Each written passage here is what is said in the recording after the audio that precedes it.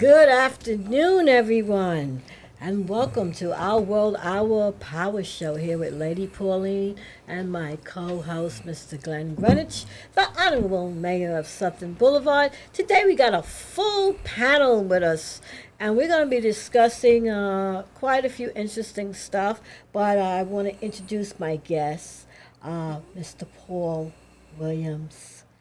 Bartley. Oh, Barkley, that's right. Who's Paul Williams? I don't know. I don't know, but he just got a free shout out. Oh, I know he's dead. I'm sorry. Oh, I was my thinking God. about the Temptations. You could always say it's my son.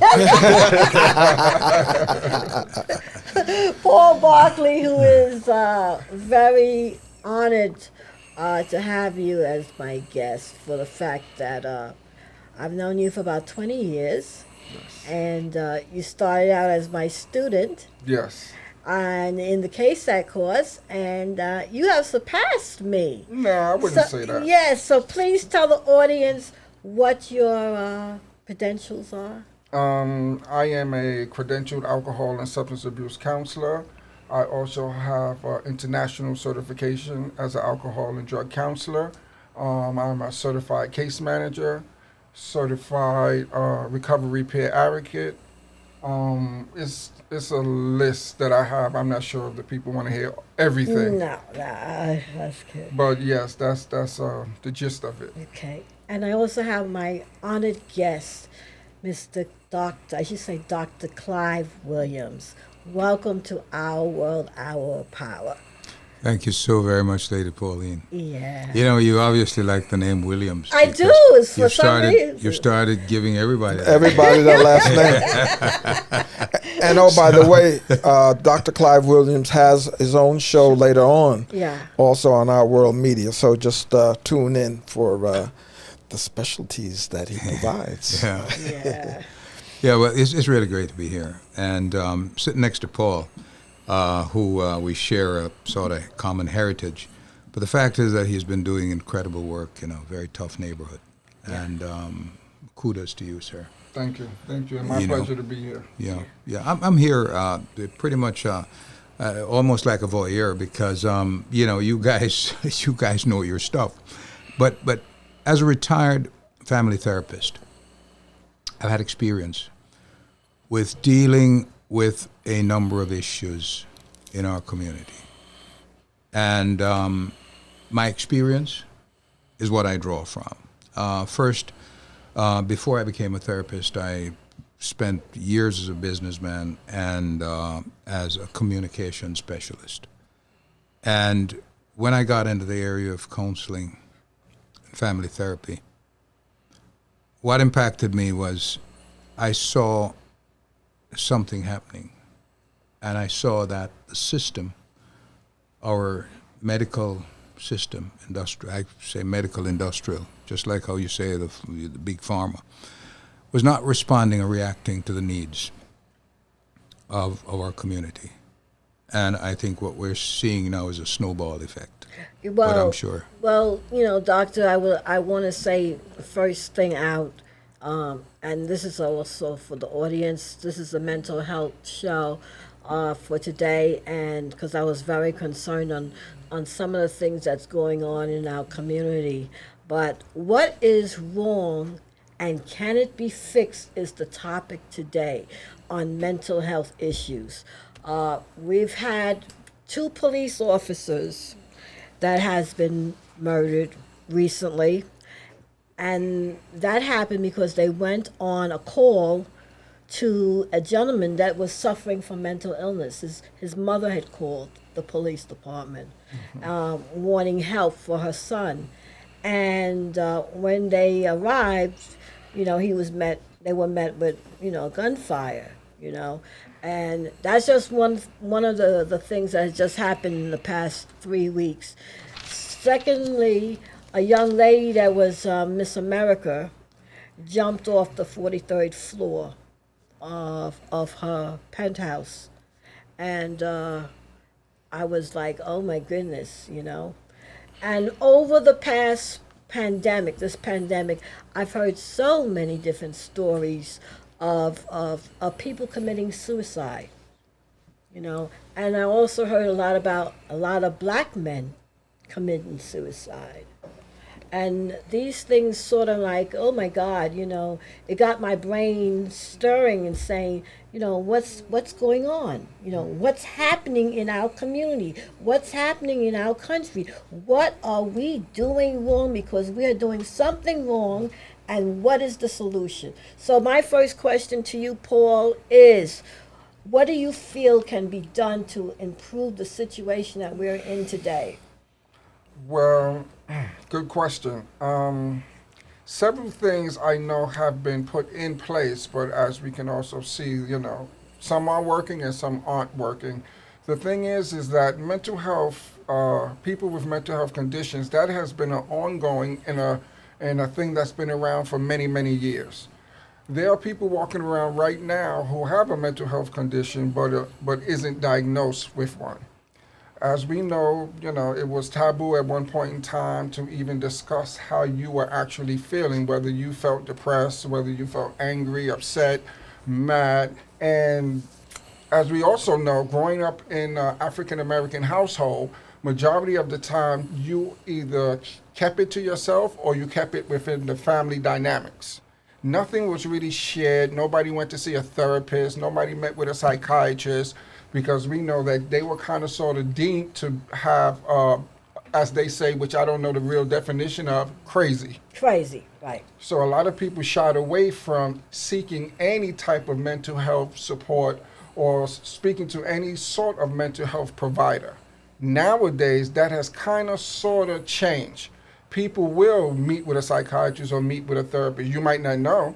They even will be prescribed medications to help, but we still have a few who do not feel like that is something that they need or really want to participate, because they still believe in the old way of thinking that something got to be wrong with me if I'm seeing this psychiatrist, if I'm meeting with this therapist once a week, or if they prescribing this psychotropic medications to me. And of course, when I take these medications, it makes me feel different. It makes me feel other than normal, No. or Yes. other than normal. And then you also have now the pandemic, which has now forced people to get away from their normal ways of being, their normal habits that they might have used to cope with the issues. And so you've now compounded the issue that already was a sort of on the undercover, and now has blossomed and has gotten not so much way out of hand, but it's exploded. Yes, yes. When you have a mental health condition, let's say for instance, and you have to isolate for 2, 3, 4 months, like when everything was locked down, that definitely exasperates the symptoms that you are feeling. Now, mind you, I'm talking about a person who has been diagnosed by a professional and may even be taking psychotropic medications to aid them to be able to live in the community. Now, imagine a person who hasn't seen a psychiatrist, seen a therapist, and is experiencing all of these signs and symptoms, but don't know how to deal with it. Right. Yeah. Now, Clive, I was going to ask you, as a former family therapist, the dynamics of a family, how does that impact or make even the situation even worse? You know, the impact is dramatic. You know, as an immigrant, I can tell you, you have situations where the mother leaves for better opportunities to the United States from Jamaica, from Trinidad, from Guyana. Mm-hmm. And the mother leaves behind 2 or 3 children. Those 2 or 3 children that are left behind are being cared for by maybe an aging aunt, uncle, grandmother, grandfather. Mm-hmm. And so those children are pining for their mother because they are, as far as they're concerned, they're in a state of abandonment. Abandonment, yes, yes. Now, there is no mechanism in place if and when those children get the opportunity, and this is just an example, just one example, get an opportunity to join their mother in the United States or England or Canada, wherever.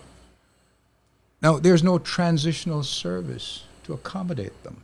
They come into a system that is totally they're living in a system that was an alternate universe already.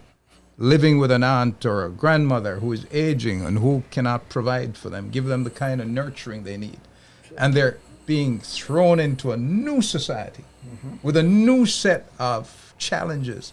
And parameters and what to deal with, yeah. Can you imagine the confusion? Can you imagine the trauma? Right. So weird. So that's and because we are, this society thrives on immigrants. Immigrants come here with a different set of values. Okay, and they are shocked because they're largely isolated. There's no longer that pod, that tribe that they can draw from. So they're in isolation too. So they're in isolation, they're dealing with their children who are troubled. That's a combustible situation. So can we fix that problem? Mayor Adams looked at the problem when with all the shooting that's happening right Yes, now. he has. All right? And his response was, we've got to fix the system. The system needs fixing. He used the example of that young rapper who was shot in Brooklyn, 18-year-old kid, who had been in and out of the system, with no caretaker, no one to say, let's find a pathway for this kid. Let's put him on the straight and narrow. So, look, we're living in a system that there is no mechanism that has been put in place to address the needs of children who have mental health issues. And very often it doesn't start out as mental health issues. It starts out as just simple neglect, which very often can be fixed if somebody addresses it. Which is not being addressed. As So you it's said. not being addressed. So how can we fix it if we begin to address it?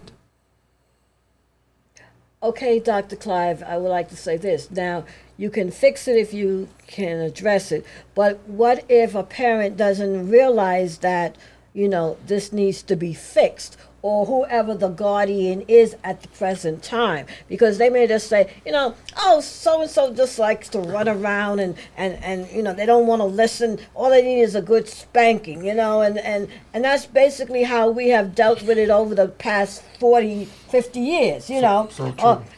So-and-so is just being so disrespectful and stuff like that. But there's always been an underline to why these things are happening. And if they're not addressed in the school system, like as I said, the child is running around the house. Well, what's that diagnosis? ADHD. Yes.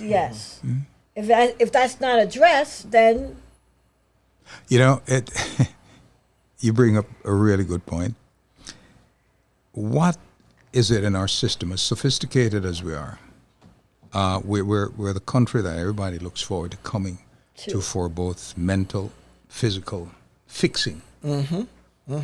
Yet we don't have a way of addressing the needs of youngsters who are presenting with problems. We're just presenting with problems. You raise the issue that we live in a corporal society. Their needs have to be met by a spanking or some kind of discipline. yes. So this is further reinforced by our religious beliefs, which gives even more traction to this kind of situation. So can we fix it? We've got to fix the system. And I think that's where, at some point, even though we live in a capitalist democracy and so forth, at some point the government has got to take a stand. The same way the government took the stand with the coronavirus and got involved and almost began to dictate to people. Well, the government had better get involved in this because it affects them. I gave an example. I went to Jamaica, right? And I saw some kids. They were in dire need of guidance. And I spoke to those kids, a group of about 5. And I realized that if these kids were in some kind of safe place with mentors to nourish and help, they could be turned around. And I set up a program to address what I thought was a problem. And I had to see a very influential person in the community. And when I approached that person and said, look, these kids are on the street. They are going to get into trouble if they haven't already. Can we help them? You have a resource that I need. I have some resources that I can put with your resources and begin to give some help to these kids. And he says, you know what? You come here from New York and you are telling me what my needs are and what we need to do. I says, well, let me put it to you this way. And I got up. I says, they are going to come to your house very shortly. So when they come to your house, you address that. And I started moving up. And he says, have a seat. And you know, I'll be very blunt. I wanted to get the Negril Hills Golf Club, all right, as a safe haven to teach these kids the game of golf, because I know what that game does to children, to people. And this man owned Negril Hills Golf Club. And I said to him, I need for you to help me to get these kids into this club. You know, you bring up a great point. What is the role of businesses in this mental health conversation? Once upon a time, right here in America, companies in a community would take the responsibilities to begin to put programs in place, facilities in place to help the community, because it grew the company. Yes. It is from that they drew their staff, their workers. And it is through that they grew, right? No longer. What's changed in America? Those were the first programs that they cut. When they're looking to make changes to increase profits, those are the first programs. You know, we look at the education system and we look at the music. The music program. Music programs. First to go. Band, choral. You know, you look at the labs, computer labs, the different technology, the carpentry, the metal shops, all of those things that were trades that would allow people to channel their energy Absolutely. around something that's positive that they actually could get jobs with at a later point in time, rather than just pushing them out into the street to fend for themselves and to get into trouble.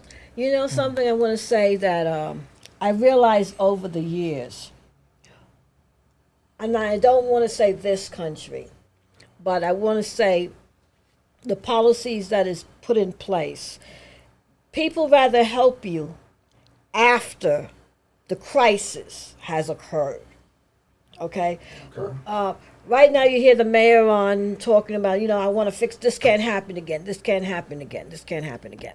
But I want to talk about a story that I remember in the late 90s of a young woman, not a young woman, but her name was Eleanor Bunker. Bumpus. Yeah, Bunkus, all right. In the Bronx. Yes. And she got killed by the police officer because her family did not realize that her rent was late. And when they came to evict her, she came at the police with a knife, and they shot her dead in the apartment. And that was a big thing that they talked about for weeks and months and so forth and so forth. Yeah.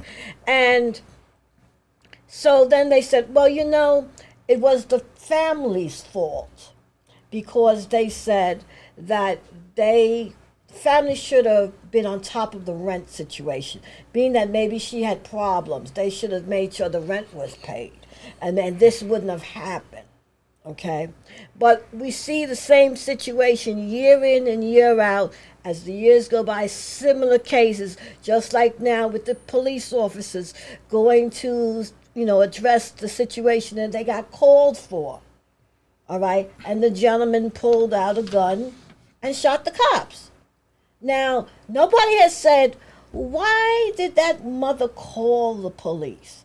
They never have interviewed the mother as to, what made her pick up the phone to call the police to ask for help. if that phone call wasn't made, maybe those police officers would not be dead.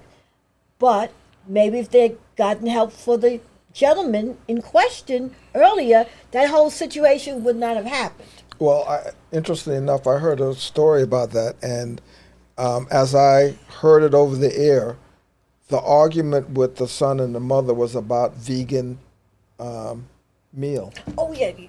Yeah. Now, obviously, and kind of shift the conversation Yeah. slightly, but that being said, what's the impact of food and diet in terms of supporting mental health? Because I think that's another. Not that they should have been arguing about the vegan. I'm not Yeah. saying. Yeah. I mean, that was senseless. Right. But there is also a role in terms of eating healthy and providing the right kind of nutrients to supply and have a healthy body so that the mind can be nourished and The taken care of. mind-body connection. Yeah, Right. yeah.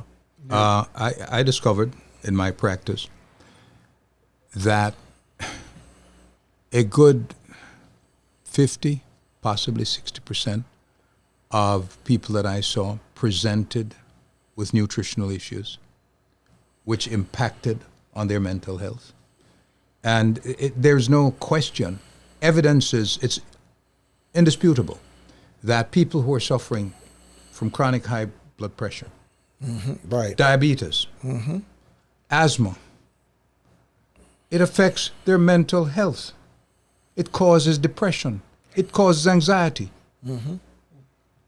Untreated. And even when it's treated, if it's not treated properly, these problems are exacerbated. So this is it's more than a triple threat. This is the perfect storm because you have a society that too many people are hypertensive, too many people are having asthma because of the lack of environmental control and so forth. Too many people are getting diabetes. So these people now convert to being part of not just the physical health issues that we are addressing, but the mental health issues. And their anxiety are not being addressed. You take the person who has diabetes, a young person, they first of all have to get wrap it around their head that, look, I am getting anxiety. I'm feeling stressed. But because I've been diagnosed with diabetes. So now that person is seeing an endocrinologist, they're seeing a psychiatrist, and so we have a compounding of this problem in our community. And our elected officials, our lawmakers, they are not addressing these issues. Here's one of the big challenges in our communities of color, black and brown. We tend to want to befriend our lawmakers rather than have them do the work of lawmaking. We want to be friends we are not putting their feet to the fire. We're not demanding that our politicians address these issues in our community.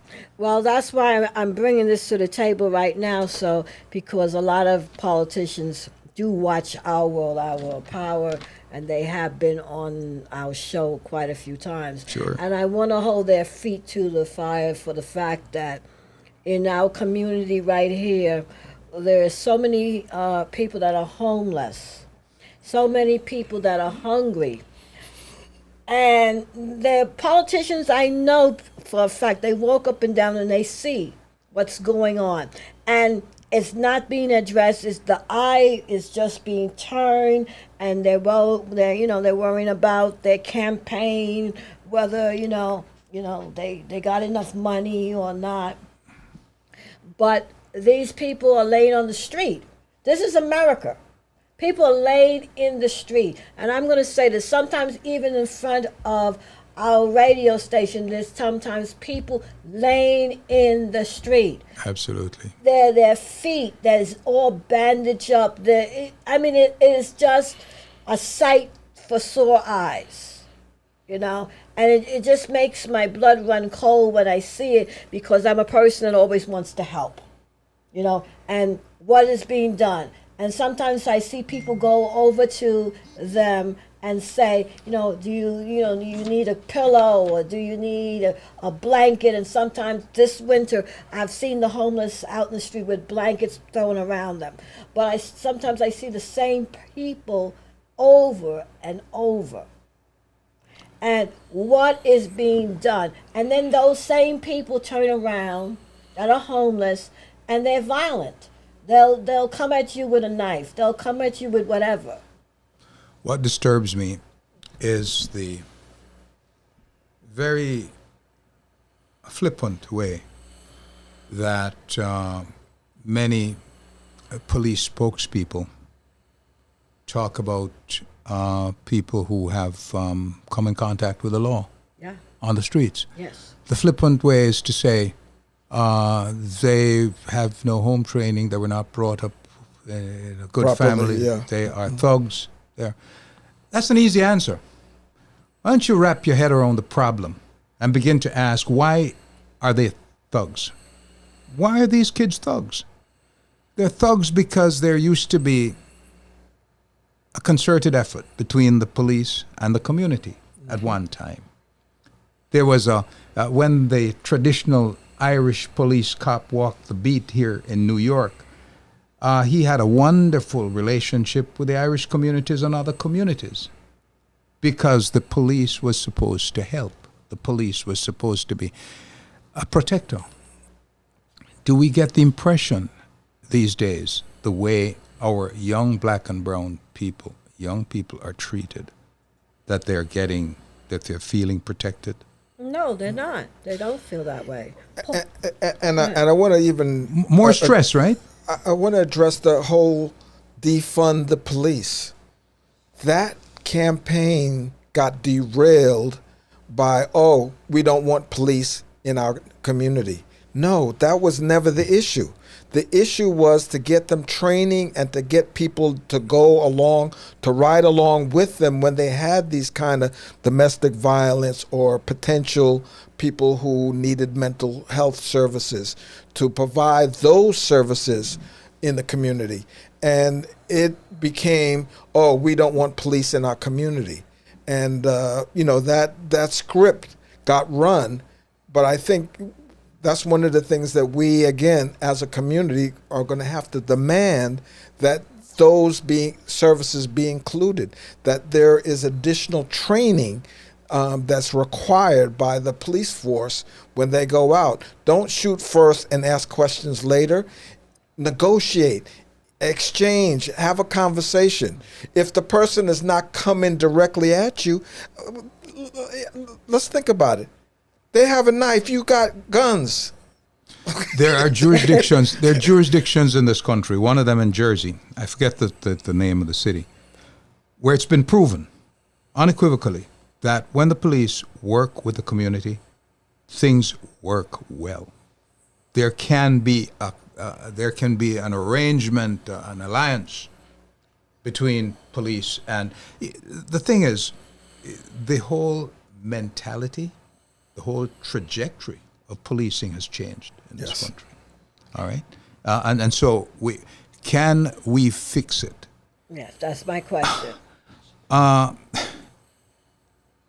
There are a number of, we've got to partner with a number of people, or a number of people have got to decide to partner with some other groups.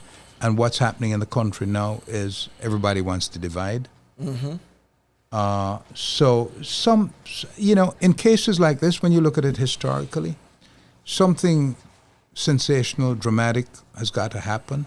Something maybe even catastrophic has got to happen before people wake up and say, okay, we must. Look at the gun laws, for example. With all the shootings that have been taking place in schools and communities, have they acted to change anything? No. So the question that we need to ask ourselves, the respective governments, be they Democratic or Republican, do they have the interest first of this country at heart? hold that thought. We are going to take a break for a commercial, and we'll be right back. Make sure to download the WGJS Radio app from the Apple Store or from the Google Play Store.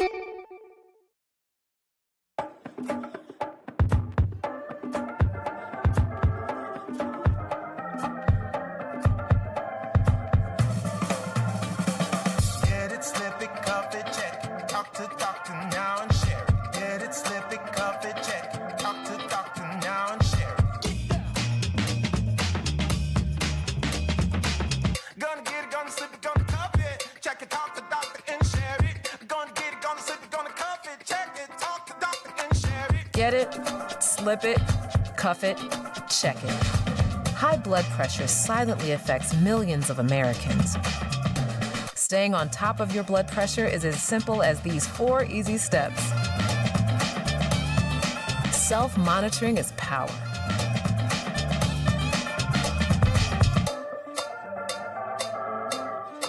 Visit manageyourbp.org to learn more.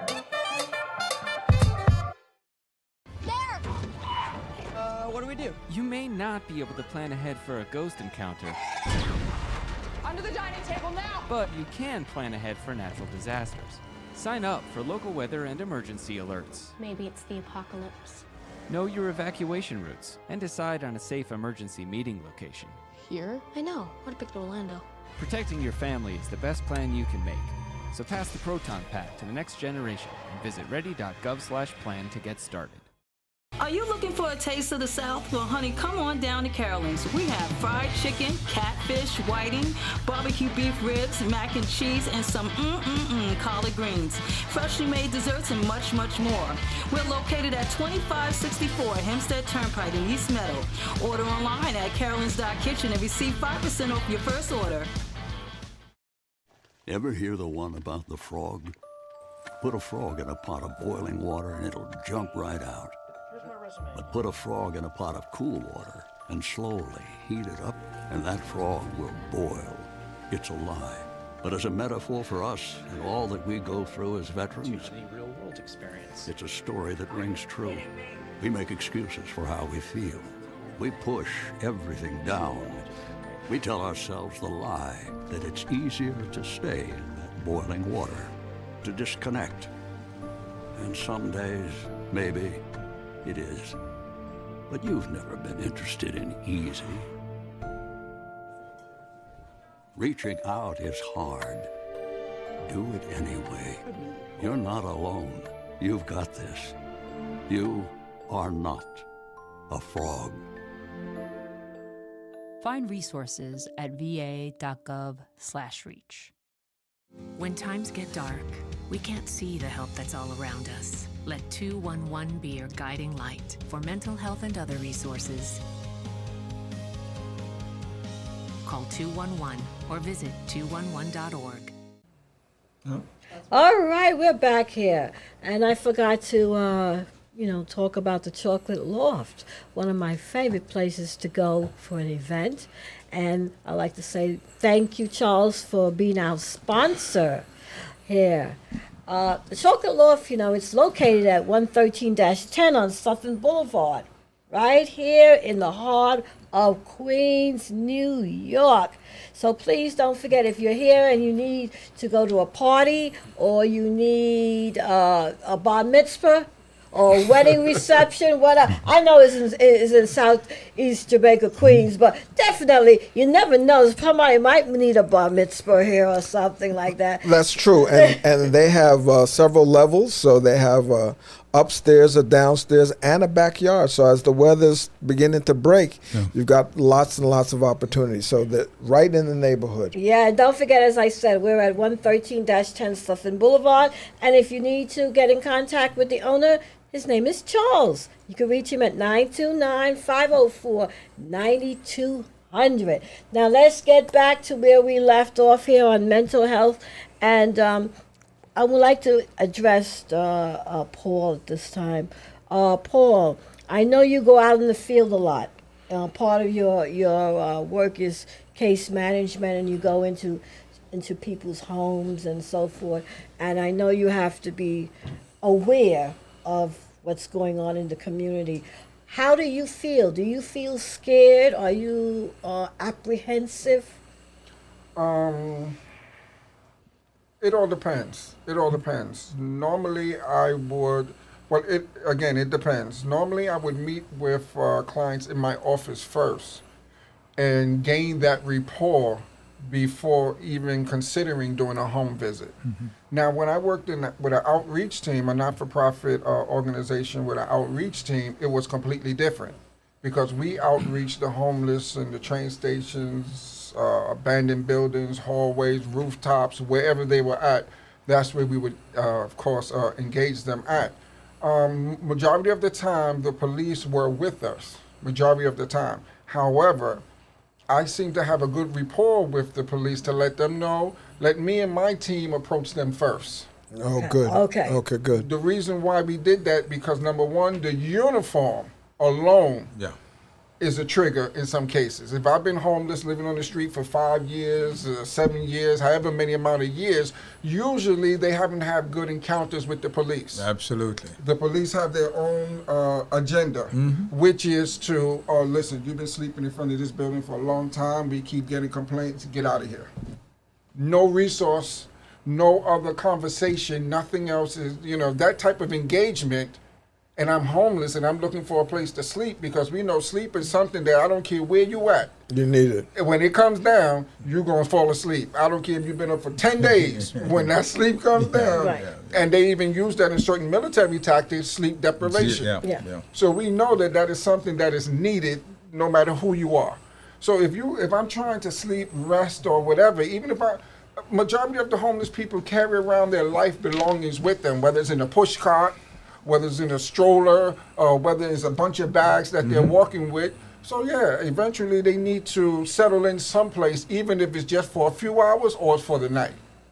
When police usually encounter them, they don't usually have a good way of asking them to move on. Now, keep in mind, I can't speak for all the police across the whole, because, we have the largest police department. That's not what I'm saying. Some police officers have that caring, courtesy way of asking a person to move on. And then we also know that there's the other ones that the moment they get out the car, they putting on their gloves, they getting their baton, ready in case something. So I've encountered where police have definitely allowed me and my team to approach the person first and offer services. They're a little bit more, and I'm sorry to say this, but unmedicated people are a little bit more, how can you say, reluctant. They've been living with this illness for a very long time. This is their way of survival. This is what they know and understand. And now you're coming and trying to interrupt me. I've been doing this for a long time, and this is how I survive. So it's Paul, difficult in some cases. Do you think that approach, what you just described, is the best approach as opposed to just the cops just showing up automatically and there is no caseworker, there's no backup as far as to mediate the situation? Should that be implemented? Definitely. But now, think about it. Are we really going to be able to hire experienced case managers or crisis intervention staff who's going to be accompany the police on every single time they get a call, or that's almost going to be impossible? Well, and that goes back to my cry for the government to become engaged, because there has to be. You remember I said earlier on that we've got different departments who've got to speak to each other? Yes. Departments most times don't know what is happening even in their own departments, much less to know to coordinate with the other departments. That's true, Dr. Clive. That's true. Now, let me add in this also. Recently, maybe 2-3 months ago, a friend of mine who works for the police force gave me a call and asked me, listen, can you assist me in this situation? So I was like, okay, talk to me. Resources was needed because they had to remove people who were, as they call them, quality of life situations. So they had to remove them from certain areas. So instead of just rolling up and saying, get out of here, move, go, the resources that was given allowed the officer to be able to say, listen, if you want to, we can take you to the nearest shelter. We can get you food, we can get you clothing, we can get you, and then in the morning you'll meet with a case manager that would allow you to have the services that you may need in order to not have to be homeless or at least sleep on the streets. Again, some cases people accepted it. But guess what? You know, I had to follow up to see what was the statistics, and majority of people said no and just moved on. And that, I think, is also part of the problem, because you've got people who are offered assistance who refuse it, again, as you said earlier, because this way of life, they've been living it, they're accustomed to it, and they don't know anything else and aren't willing to change at this point in time. So you've got people who have been offered services, refuse it, and still are at large on the street looking for another space or another place to occupy. And, you know, the other part of it is that New York is one of those states where people come from other states to get the services benefits, here. precisely. No We can't refuse them services because they're out of state. No question. When I worked in the shelters system, I did plenty psychosocials with new people who are being admitted. And yeah, I would say almost half of the people, if I did 10 in one evening, at least 5 to 6 of them, where are you? California, Oklahoma, Ohio. Some right in New Jersey. Majority was from New Jersey. Oh yeah, you did tell me that. Yes. Yeah, and when you sit down and you have a conversation with them, and they explain to you these services not available in their state, not available in their state. So they're willing to travel to come here to New York, where they have no friends, no family, nobody who they actually know and can stay with. But I need to go directly into the shelter system because, from my understanding, I'm going to get immediate assistance. Mm. That is a government problem. Mm-hmm. That's a problem of administration. Right? Yeah. And unless the government is willing to step up. And you know something? I got to say this. The church, the established church system in this country was awake during the civil rights movement, right? They were woke, as we say, during the civil rights movement. They were the linchpin, and their leaders were the linchpin in getting certain civil rights acts passed and so forth. Where's the church today? Are they asleep? How often do we pass churches during the course of the day, even before the pandemic? Okay. They're locked up. Well, Closed. But I want to say something on that just because it just came to me. I notice in the minority communities, there are so many churches. Like I know, before I can get to my house, I must pass about 15 churches. That's just to get to my house. That's right. Different churches. And I'm trying to understand why there is so much crime, why there's so much homelessness, why there's so much drug addiction, why there's so much prostitution, and the churches is all lined up in a row. And they're closed. But that's the key. They're closed. They're closed. They're not providing the community any services. They open on Sunday, and that's great. You get your worship on. But what about the other 6 days of the week? They're closed. And there are models for this. I mean, the Floyd Flake community, who, whether you like it or not, has shown what a church community can do Yes. with a community. So there is a model for this. We're not missing models here. Because if just imagine the number of people that they impact in this community. So if you had another 20-30% of these churches opening their doors just for a consultation, just to talk to somebody.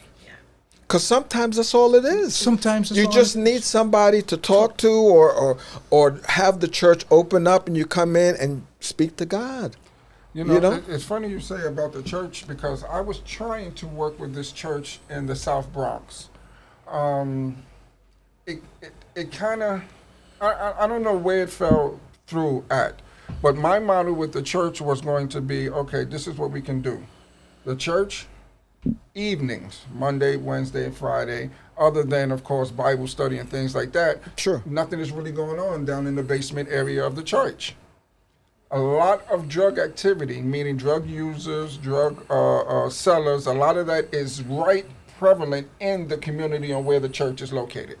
Maybe 1 block away, maybe a block and a half away, any drug you want, you can get it. Yes. So my thing with the church was, why don't you allow me to have AA or NA or some sort of support group that would allow people, and I don't even mind if there's the people who go to church attend as well, because we know that drugs and alcohol affect everybody. That's right. That's very true. It does. And we know that people who go to church, some of them are in recovery Wrestling as well. with it, absolutely. Exactly. They're fighting the same daily addiction as everybody else.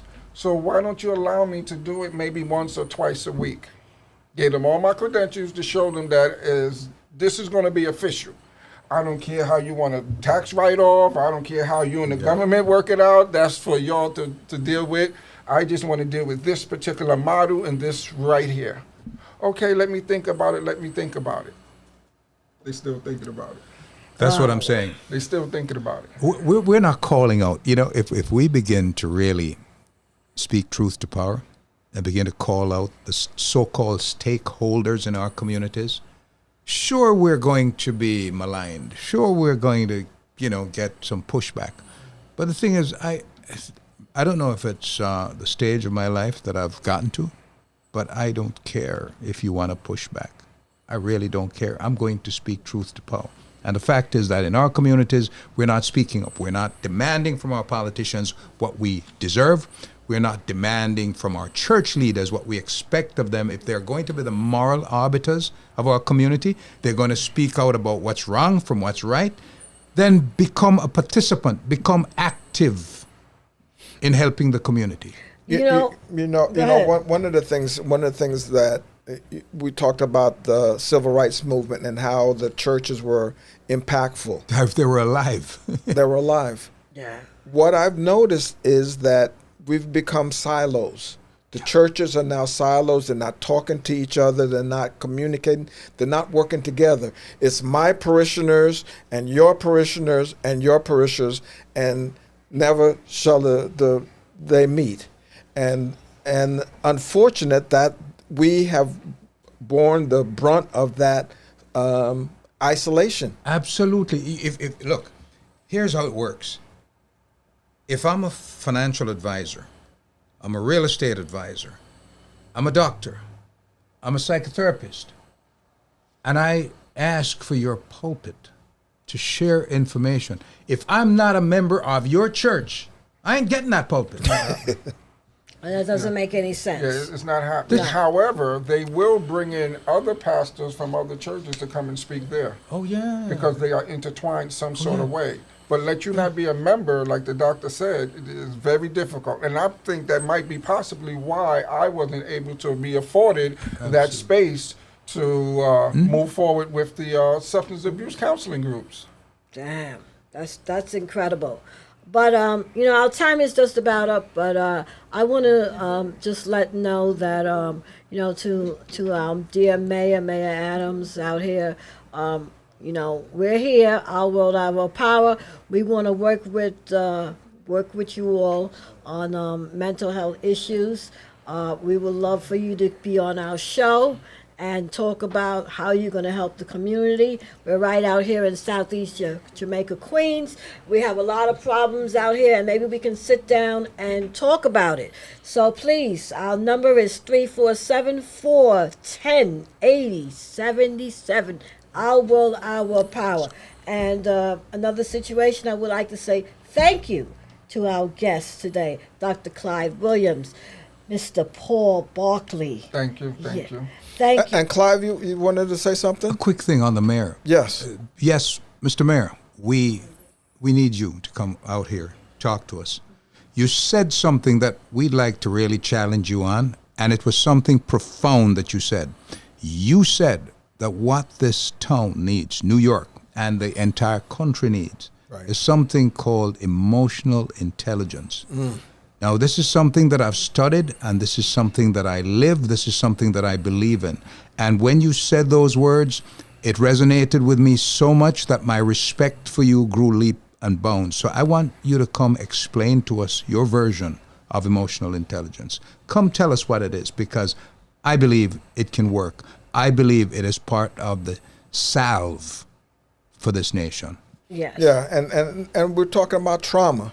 Yeah. You know, we haven't discussed it, but trauma is all part linked of it, and trauma is cultural, historical, family, neighborhood. They're all contribute to the mental health that we're dealing with in our communities. Definitely.